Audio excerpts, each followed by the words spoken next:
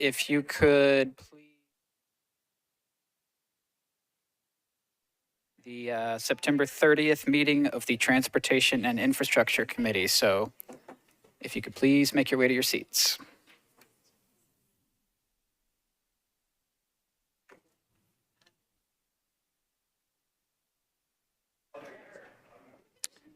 I've got 9 present. Okay. Well, I'll go ahead and do public comment. All right, so we're going to begin the meeting by holding our public comment period. We had no one signed up to provide public comment ahead of the meeting. Are any of the audience members there wishing to make a public comment to this body? I am not seeing any audience members wishing to make a public comment. So with that, we'll conclude the public comment for this meeting. I'm counting 9 members in attendance, which is a quorum.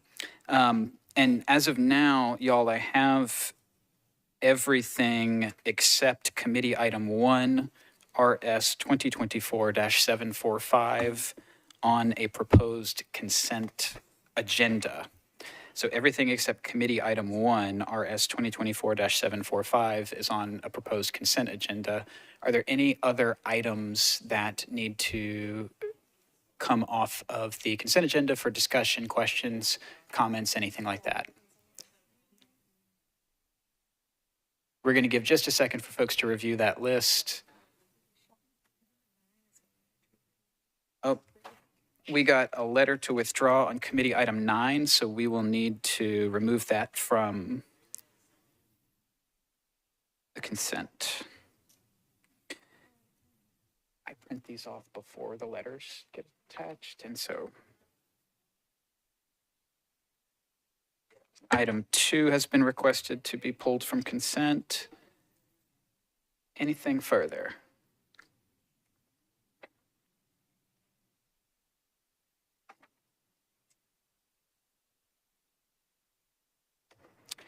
All right, I've still got to read the captions, folks, so I'm going to start doing that. And if any of the items need to be pulled after I've read through the captions, you can still do it at that time.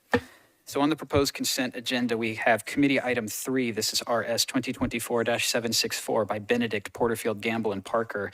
This authorizes the Director of Public Property or his designee to exercise an option agreement for the purchase of a flood-prone property located at 1225 RD Avenue for Metro Water Services. Committee item 4, this is RS 2024-765 by Cap, Gamble, and Parker. This authorizes the Metropolitan government to abandon existing water main and to accept new public water main for property located at 1520C McKinney Avenue. Committee item 5, this is RS 2024-766 by Gamble and Parker. This amends BL 2024-361 to authorize the Metropolitan government to amend the quantities of type of public sanitary sewer main for 2 properties located at 7350 Nolensville Road and Rocky Fork Road unnumbered in Williamson County, also known as Village Green Revision 1. Committee item 6, this is RS 2024-767 by Coop, Gamble, and Parker. This amends ordinance number BL 2023-1801 as amended to authorize the Metropolitan government to abandon additional linear feet of public sanitary sewer main and public sewer manhole, to modify the linear feet of sanitary sewer main to be lowered, and to accept additional linear feet of new public sanitary sewer main and new public sanitary sewer manholes for 2 properties located at 30 and 90 Peabody Street, also known as Peabody Union Sewer.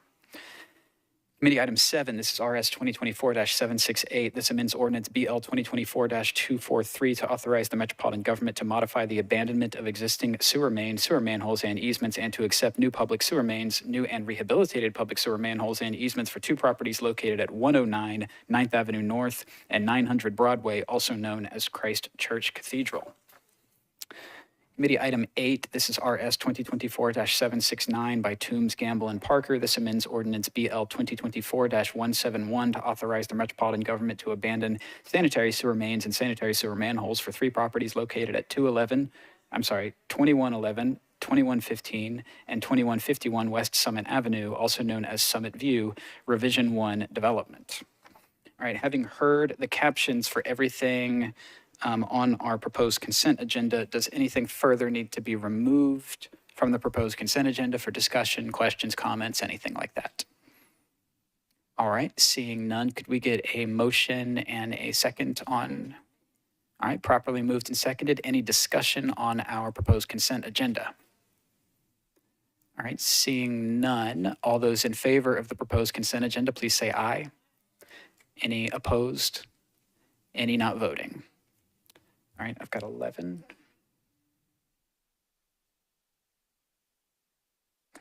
All right, recommend approval of the consent agenda. And first item that was not on consent, we have committee item 1. This is RS 2024-745 by Sepulveda, Gamble, Johnston, and others. This amends RS 2022-1311 to reallocate funds, which appropriated $15 million in American Rescue Plan Act funds to the Metropolitan Development and Housing Authority to improve infrastructure at Casey Place. Can we get, it's been moved, can we get a second? All right, properly moved and seconded. And I saw that we have some folks from MDHA here. I asked if they could just give us a brief contextualization and let us know what is going on here with this proposed change. And I'll go back to you at the public podium. If you'd please introduce yourself, sir. Thank you, Mr. Chairman. Troy White, Executive Director of the Metropolitan Development Housing Agency. So what you have before you is an item that actually falls in several categories for Metro Council. So about 2.5 years ago, we were appropriated $15 million, of which a proportion was to be used for infrastructure for a sewer separation project at Casey Place. That project is ongoing. What we're requesting today is to reallocate the remaining funding to leave us approximately $800,000 to $900,000 that would be remaining for the sewer separation project to get us through 100% drawings. All the architect and engineering work will be done. Then we will be working with Metro Water to put out a bid and figure out the cost. What we realized is the timing on the dollars. We would not have been able to expend those dollars in the time period we've had. So by shifting the dollars to finish the design work for the sewer separation project, and I'll talk about that for a minute. The chair asked me to talk a little, so I'm going to talk a little bit about that because this is infrastructure. We're shifting it to the production side for our fifth and summer project, where we'll have about $5.6 million that MDHA has an ongoing project that we will be able to hard spend in 6 months. So we want to spend dollars that are already obligated. On the actual infrastructure project, it is quite the undertaking to do a sewer separation project all the way up to 5th Street from Shelby all the way to the river. So what we've encountered is a lot of maneuvering, engineering. We've got Kimberly Horn has been aboard with us to work that project. And we've realized that the cost to do the project is more than what we projected and the timing. So we had already requested through a previous administration capital funds through the capital planning process to help augment those dollars to help us to finish that project. So that project will be ongoing. That project is not specific just to Casey. So when you talk about a sewer separation project that could go 30 feet below the ground and separation sanitary waters, those that know development a little bit, it is major. So it's not just the Casey footprint, but it's a big part of East Nashville that will be affected. It's one of those projects that when you get the chance to do it, you upgrade all of your infrastructure. And this will last Nashville for many, many years, probably over 100 years, because what we have is the existing. So that's kind of the highlight. What we're hoping is by 2025, as the council is looking at budgets and the capital budget, we'll have all of our numbers. We'll work with Metro Water, the mayor's office, to figure out the bidding process. So I want to give you kind of just on that footprint. Yes, sir. Thank you so much for that information. That's very helpful context. Do we have any questions about this resolution from committee members or other council members that are present? Okay, Councilmember Allen, you are recognized, and you're welcome to direct your question to me or directly to our MDHA Thank you. We know who it's really going to. So thank you so much for being here. And I'm grateful that we were able to find money to do this, to take it out of the budget for MDHA to have to spend because what's going on at Casey is transformational and we need to support that everywhere we can. So if we shift this money from the separation because of the timing, which makes perfect sense, will Metro still have funding to help MDHA, or does that then put that additional cost back on the shoulders of MDHA? So we would work in partnership with Metro government on that. We're, aggressively looking at opportunities with the federal government, as all of you know. There's funding out there for transportation. A lot of it's not, unfortunately, coming to Nashville. You can hear it in my voice. I can be a little disappointed with the federal government not funding us our fair share here in Nashville. But we're looking at opportunities where we think through Metro government, through the Department of Transportation, that there's opportunities for projects like this going forward.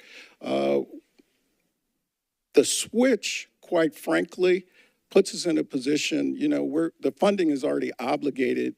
I would rather spend it than just have it obligated. So we're trying to spend it. We're really pushing Fifth and Summer, which is 107 units, so we can get that online a little quicker. So that's what it is. But we would work with the administration on future funding, and whether that is capital funding through the capital budget, perhaps we'll talk with the water department about the enterprise fund, those type of things. And then, the federal government, their fair share to help the city. Thank you, sir. Anything else? All right. And at our legal counsel's request, I'm going to ask that someone renew the motion and second the motion on this item, just to ensure that we have properly moved and seconded it. We will go back and look at the tape to see if that was necessary, but we're happy to oblige. All right. So it's properly moved and seconded. Any other discussion, questions, comments on this? Seeing none, all those in favor, please say aye. Any opposed? Any not voting? All right, recommend approval, 11 in favor, 0 against.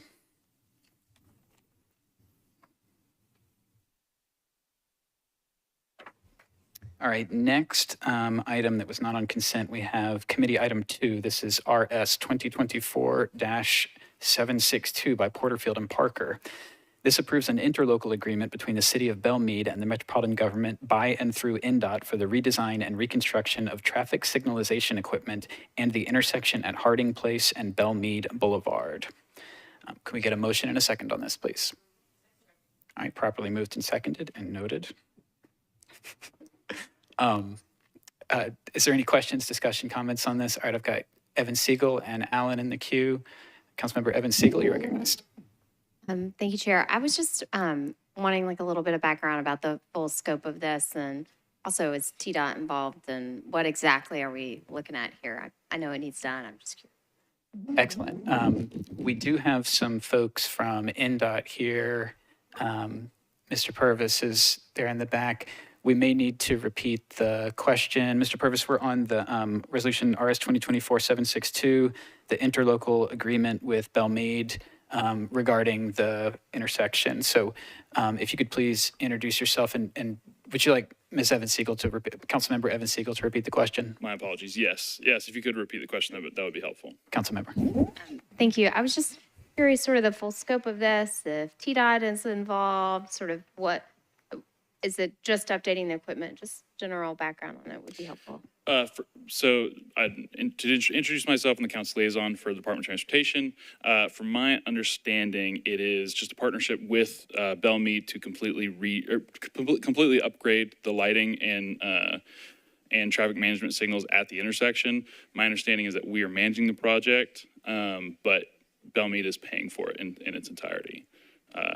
So we're just helping them to do that, and so that we can properly connect it into all the things that we do with our updated traffic signals. Okay, so I just have one more question. Please, go ahead.